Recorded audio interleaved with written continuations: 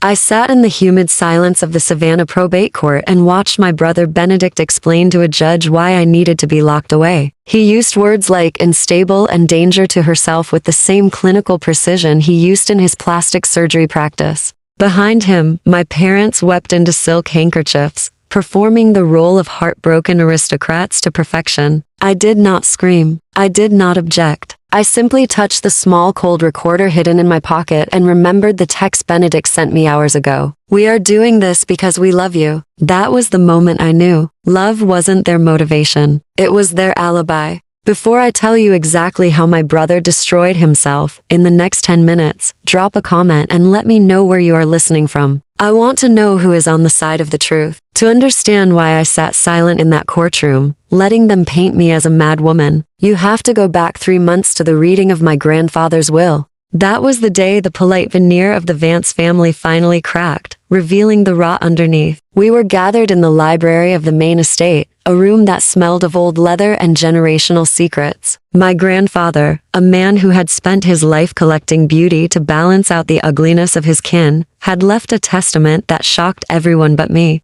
He left the entire Savannah estate, valued at $15 million, and his private art collection solely to me. Tactavia, the quiet one, the one who lived in the carriage house and smelled like turpentine. Benedict did not inherit a dime, neither did my parents. The explosion wasn't immediate. It was a slow, suffocating pressure. You see, Benedict was the golden child. In my parents' eyes, he was the sun around which our entire universe revolved. He was the brilliant plastic surgeon, the charmer, the legacy. I was just the orbit, existing only to reflect his light or absorb his darkness. But grandfather saw the truth. He knew Benedict wasn't a success. He was a black hole. He knew about the gambling debts Benedict tried to pass off his bad investment luck. He knew that if he left the estate to Benedict, it would be liquidated within a week to pay off bookies in Atlantic City. When the lawyer left, the performance began. My mother, Genevieve, dried her eyes instantly. She looked at me, not with pride, but with a terrifying intensity. She told me that Benedict was in trouble. She said he owed people money, dangerous people, and that we had to sell the estate immediately to save him. She called it saving the family name. I looked at them sitting there on the velvet sofas, and I finally saw the invisible chain that had bound me. It is a strange and painful thing to realize you were never really a daughter. You were utility. I was the scapegoat, the vessel they poured their shame into so they could remain pristine. When Benedict failed a test, it was because I distracted him. When he crashed his car, it was because I upset him. I was the designated loser in a game rigged for him to win. They needed me to be weak so he could appear strong. They needed me to be invisible so he could shine. But grandfather had handed me the keys to the kingdom, and for the first time in my life, I refused to hand them over. I told them no. I told them I wasn't selling the estate to cover a gambling debt. I told them I was turning the main house into a sanctuary for women recovering from financial and emotional abuse, a place where they could heal through art. The silence that followed that declaration was absolute. I watched my father's face turn a shade of purple I had never seen before. Benedict laughed, a cold, sharp sound. He looked at me with pure hatred and said, "You would put strangers in our ancestral home before you would help your own flesh and blood." I looked him in the eye and said, "Yes, because those strangers deserve a safe harbor. You deserve a consequence." That was the moment the war started. I didn't know it then, but by refusing to play my role, by refusing to be the obedient scapegoat who sets herself on fire to keep the golden child warm, I had become something far worse in their eyes. I had become the enemy, and as I walked out of the library that day, leaving them to their panic and their rage, I knew they wouldn't just let me keep the house. They would come for me. I just didn't realize how dirty they were willing to fight until I found the knife in my studio. 3 days later, I walked into my studio, the converted carriage house that had been my sanctuary since I was 18. The air usually smelled of linseed oil and cedar, a scent that grounded me. But that afternoon, it smelled of something sharp and metallic, like wet iron. I saw the easel first. It was overturned. And then I saw the canvas. It was the portrait of my grandfather I had been restoring for 6 months. It wasn't just damaged, it was executed. The canvas had been slashed repeatedly from top to bottom, the fabric hanging in ribbons like flayed skin. A jar of cadmium red paint had been thrown against it, splattering the floor and the walls, creating a gruesome, violent tableau that looked terrifyingly like a crime scene. I stood there, my keys digging into my palm, unable to breathe. This wasn't just vandalism. This was a message. This was a promise. "Oh, Octavia," a voice said from the shadows. "Look what you've done." Benedict stepped out from the corner of the room. He was wearing his white lab coat, impeccable as always, his face arranged in a mask of tragic concern. But his eyes were dead. "I tried to tell Mom and Dad you were spiraling," he said, shaking his head. "But they didn't want to believe it." Violent outburst. Destruction of property. "It's a textbook manic episode. Get out," I whispered. "I can't do that," he said softly. "I called for help. For your own good." Sirens cut through the humid air outside. Blue lights flashed against the windows of the studio, illuminating the red paint like blood. Benedict walked to the door and opened it for the officers. "In here," he told them, his voice thick with fake emotion. "Please be gentle. She's not herself. She's off her medication." 2 officers entered,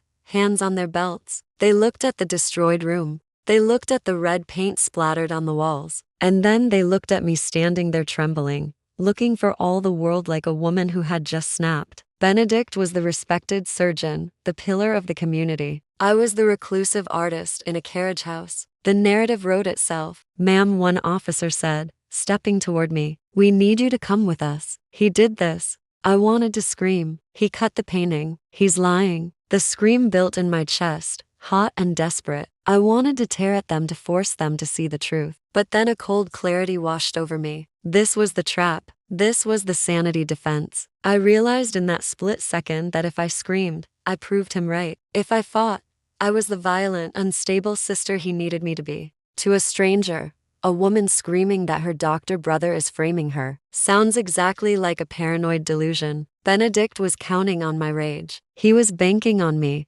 losing control so he could take control.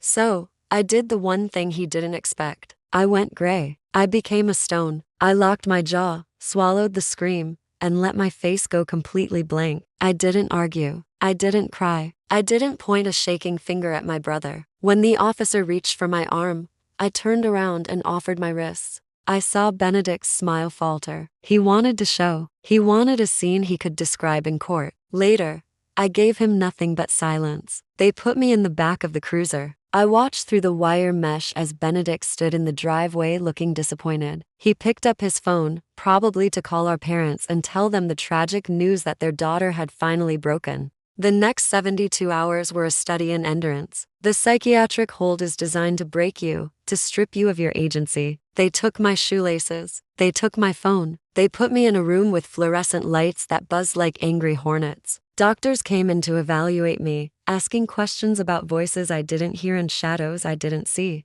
I answered them calmly, succinctly. I ate the terrible food. I sat on the cot and meditated. I treated the cell not as a cage, but as a waiting room, because I knew something Benedict didn't. I knew that silence wasn't surrender. It was strategy. Every hour I spent in that room without cracking was another crack in his story. Kane got me out. It took her less than 6 hours after the 72-hour hold expired. She walked into the evaluation center armed with my medical records, which showed 0 history of psychosis, and a threat to sue the hospital for unlawful detainment if they held me a minute longer without a court order. The doctors, finding me frighteningly sane, released me. When I walked out into the sunlight, I expected another attack. I expected legal papers, a restraining order, something loud. Instead, I found my parents waiting on my front porch. Genevieve was wearing a simple cotton dress, not her usual silk. Her face was scrubbed clean of makeup, leaving her looking older, softer, more vulnerable. Alistair stood behind her, his head bowed, holding a casserole dish. It was a scene so perfectly curated it felt like a hallucination. "Octavia," my mother whispered when she saw me. She rushed forward and fell to her knees right there on the gravel path. "I didn't know," she sobbed, clutching my hand. "We didn't know he went that far. We thought he was just worried about you. When we found out he called the police when we saw the studio." She looked up at me, tears streaming down her face. "He lied to us, Octavia. Benedict told us you were off your meds. He told us you were threatening suicide. We were terrified." My father stepped forward. "We're so sorry," he said, his voice thick. "We've been blind. We let him manipulate us because we wanted to believe he was successful. But we see it now. We see what he is. I looked at them. I looked at the casserole dish. I looked at my mother's tear-stained face. A part of me, the part of me that was 5 years old and just wanted to be held, wanted to believe them.